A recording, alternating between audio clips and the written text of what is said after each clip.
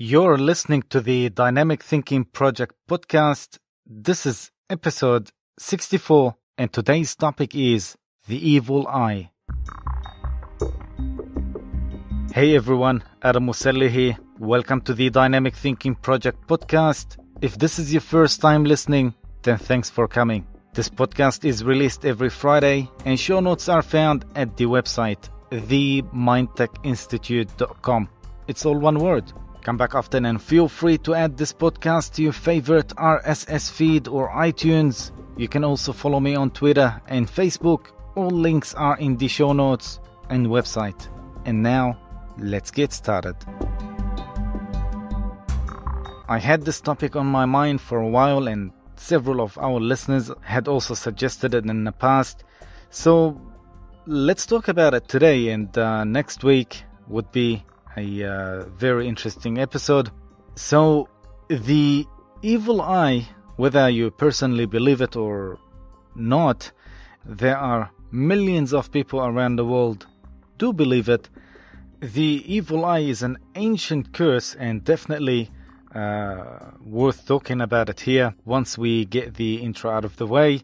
If you would like to study and become a fully qualified hypnotherapist, neuro-linguistic programming, NLP practitioner or master practitioner, a life coach or a counselor, now you can study all that totally online. All you have to do is visit mti.edu.au or themindtechinstitute.com, and you'll find all these courses along with many other courses once you click on the online courses tab. All our diplomas and advanced diplomas are accredited and recognized worldwide, and for more information all can be found online, themindtechinstitute.com. Going back to our evil eye subject, everyone gets a dirty look every now and then, and we usually think little of it. For example, you started eating healthy and exercising, and you've lost few pounds. Your family, friends, colleagues, they tell you, "Wow, you look amazing." Or you even get a new car, got a promotion at work, got a new job, or even a new baby, or whatever it is, something new, or something new that happened to you. Maybe winning the lotto. You'll get some people who get genuinely happy for you, and you get those who are pretending to be happy for you. I hope you don't have any of those people in your life. But we've all been there, and I think we all have such people around us in our lives. And then the unexplained things start to happen. Sudden illness, bad luck, a sharp decline in fortune, and unexpected job loss, accidents, sudden death, or any other calamity. Now, this could all be just a coincidence or bad luck, but it could also be blamed on the curse of the evil eye. For most of us, the evil eye is shrugged off. We don't care about it, and many of us believe it's nothing but superstitions or all superstitions. But in many places, belief in the evil eye is taken very seriously and requires immediate action to avoid harm. You see, for centuries, the so-called evil effects of the evil eye have continued to evoke a sense of fear among many people. And there is a universal belief that the evil eye is powerful enough to bring instant misfortune or injury. And we can find notable mention of the evil glaze in the ancient Greek and Roman texts, in the rabbinic literature, and also in sacred books such as the Bible and the Quran. The concept of the evil eye was widely known among the early Mediterranean and Asian tribes, also deeply embedded in the ancient Egyptian culture, and equally well known during the times of the Roman Empire. Even today, the curse of the eye is feared in Asia, the Middle East, and in Africa, and somewhat in the Americans and Europe. So, what is the mystery behind the evil eye, and why so many people tend to fear it? Such question must take us back in the past. You see, the origin of the concept of the evil stare that attracts bad energy and the popular concept of the evil eye or the dirty look is an age-old one with origins dates back to the ancient civilizations. Some believe that the first documented proof of the notion can be traced back to the Mesopotamian civilization, which saw the recording of the evil eye on clay tablets in the form of inscriptions. In Mesopotamia, by the way, is what we call now Iraq. Another school of thought believe that the curse of the evil eye dates back to the ancient Greek and Roman philosophers, poets, writers, and authors also documented it in their writings. Even Alexander the Great is said to have been instrumental in propagating the idea of the evil eye throughout the Near East, while the European colonists and Western Asian immigrants are believed to have been responsible for introducing the concept in the Americas. But regardless of the varying thoughts about when and how the belief in the evil eye came to being, it is evident that the notion is an antique one and has been handed down from one generation to another across geographies, religions, and cultures. Now, let us get into the logic and the rationale of the fear and influence of the evil eye. Well, it is the special power of the evil eye that underpins the propagation of the thought that human eyes are capable with the incredible ability to cast a harmful spell, especially when the spell is directed with emotions such as scorn, jealousy, and envy.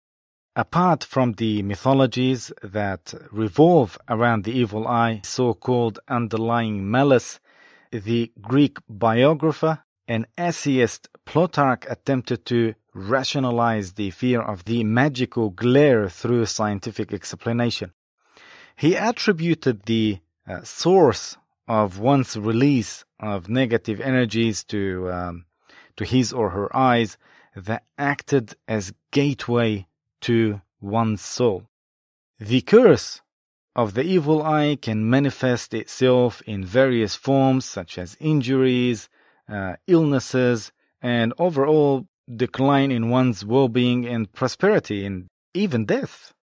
Often the curse is cast when a person is unguarded or unaware, making it difficult for one to take preventive measures to safeguard himself or herself against the malicious intent of the eye.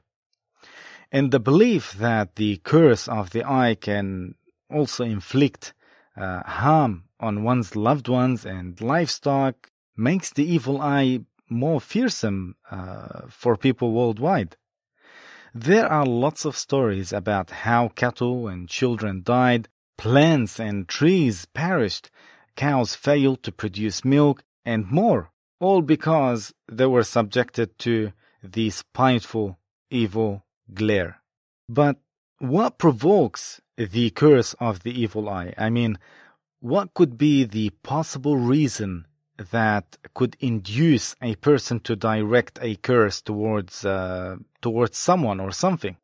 The obvious explanation for this tendency can be sought in the feeling of jealousy or envy that is natural to the humans, along with a host of other emotions.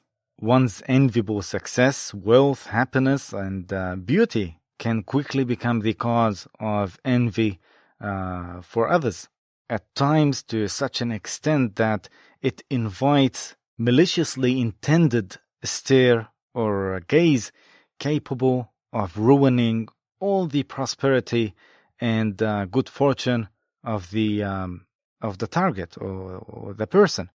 Apart from jealousy, a deep-seated dislike can further promote a person to put a curse on someone by leveraging the evil eye.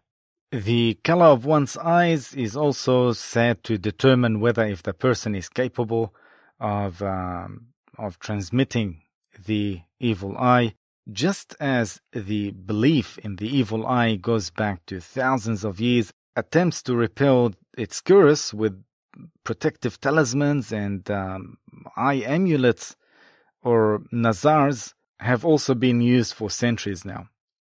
By the way, the word nazar, which is the amulet used to repel the evil eye, derived, I guess, from Arabic, which means gaze or see. But the word itself is being used in many parts of the world. Anyway, according to art history Professor Nas Yildirim, the earliest form of the nazars or eye amulets can be traced back to 3,300 BC. That's around 5,300 years ago. And in one Mesopotamia's oldest cities, called Tel Brak, these amulets made out of alabaster depicted eye images incised on them. The present-day blue glass amulets, I'm sure you've seen them before in some antique shops or when you go overseas or something. Their appearance in the Mediterranean came much later, not until around 1500 BC. The use of protecting imagery to protect from the evil eye among the early Egyptians was the symbolic image of the eye of Horus, which now some people refer to the Illuminati. The Greeks made use of the incense or the cross to ward off the curse. Scottish farmers safeguarded their stock with red ribbons tied to the tails of the animals, while ancient Phoenicians resorted to beaded necklace featuring eye symbols for defense against the evil eye. Now, there is also the Hamsa or Khamsa symbol, which is palm-shaped amulet popular throughout the Middle East and North Africa, and commonly used in jewelry and some wall hangings. And it depicts the open right hand with an eye in the middle of it. That image is recognized and used as a sign of protection in many times throughout history. The Hamsa is believed by some, mainly Jews, Christians, and Muslims, to provide defense against the evil eye. And of course, different countries and cultures have used other amulets of protections in order to nullify the damaging effect of the evil eye. Also, there is the horseshoe. I've seen it being used in as also protection from the evil eye too. Anyways, the relevance of the evil eye in the 21st century with advancements in the science and technology and rationalizing of many unexplained facts and phenomena, some people these days may shrug off this old belief, dismissing it as mere old-fashioned thought or superstition that lacks ground and doesn't merit any serious thought. However, we cannot deny or overlook the all-pervading influence of the evil eye in our day-to-day lives. From the world of fashion, music, entertainment, and jewelry design to the birth of newborn babies and commencement of a new project or venture, look around and you will notice there is plenty of evidence of the use of the Nazar, or the eye amulet, to ward off the evil intentions of the evil eye. And that's why it's no surprise you see a list of pop stars, models, and Hollywood celebrities wearing Kabbalah bracelets, which is the red ribbons around the wrist. And as I mentioned before, the Scottish farmers used to wrap a red ribbon on the tail of their cattle and livestock. And also in Hollywood, other evil eye amulets on numerous occasions were also used, especially the eye of Horus. Some people say it's the Illuminati eye, and those celebrities are Illuminati, but those eye tattoo and jewelries which celebrities wear could be just to ward off the evil eyes of those around them, because you have no idea what famous people and celebrities go through. And maybe just believing that tattoo or the eye being on them as a tattoo or a symbol or a pendant, maybe it will protect them somehow from those people around them, or those people they mean harm to them. I mean, think about it. If you get a promotion at work, do you think all your friends and colleagues will be really happy for you from the bottom of their hearts? Well, you'll be naive if you think so, because some of your colleagues, they really wish they had that promotion, or they had that award at work, or whatever it is. So this is on a smaller scale, and imagine what those celebrities they go through. Lots of people envy them probably to the extent of wishing them to die. Anyway, that's another topic. What I personally think of the evil eye, I'm not a big believer nor a denier. I keep an open mind. I believe in causalities and the chain of effects that follows, or consequences. However, there are lots of things which we still don't know in science. We spoke about telepathy before and similar ESP powers, so who knows? This might be one of them. And let me tell you, I personally witnessed few events of such evil, and despite all my scientific background and rationale, it was very hard to ignore those events and shrug them off as it was just normal. I heard some people also say that you don't need to be rich to get hit by an evil eye. Some poor people have been hit by an evil eye, and that's why they are still poor. So, who knows? But it's definitely an interesting topic, and I think we better wrap it up now as we are approaching the end of our runtime. And we have covered the major points about this topic. And once again, if you would like to study and become a fully qualified hypnotherapist, neurolinguistic programming, NLP, life coach, or even a counselor, now you can study all that online. All you have to do is visit mti.edu.au or themindtechinstitute.com, and you will find all these courses along with many other courses once you click on the online courses tab. Or our diplomas and advanced diplomas are accredited and recognized worldwide. And for more information, all can be found online, themindtechinstitute.com. That's it for today. Thank you for listening. If you have any questions, as usual, you can email me. The email is on our website, themindtechinstitute.com. And don't forget to like, share, and subscribe, especially if you are listening to this podcast on YouTube. The Dynamic Thinking Project podcast is released every Friday. Until next time, take care and enjoy your weekend. This is Adam Musalli, signing out.